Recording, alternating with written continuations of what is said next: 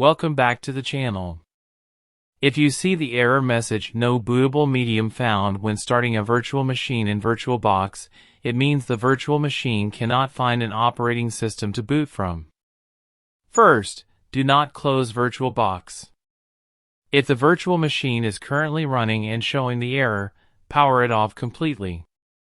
Now, in the VirtualBox main window, select the virtual machine that is showing the "No bootable medium found" error. With the virtual machine selected, click on Settings. A Settings window will open.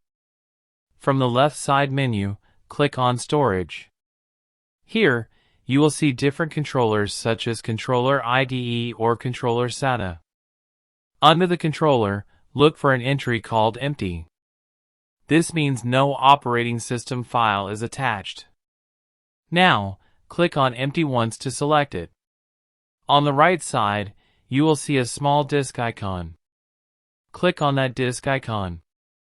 From the menu, choose a disk file. A file browser window will open. Now navigate to the folder where your operating system ISO file is saved. For example, this could be a Windows ISO, Ubuntu ISO, or any Linux ISO. Select the ISO file and click Open.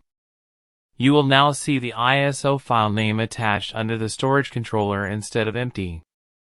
Now click OK to save the settings. After closing the settings window, click Start to launch the virtual machine again. This time, VirtualBox will detect the bootable ISO file and the operating system setup will start normally. That's it. You have successfully fixed the "No bootable medium found" error in VirtualBox. Thanks for watching, and I'll see you in the next video.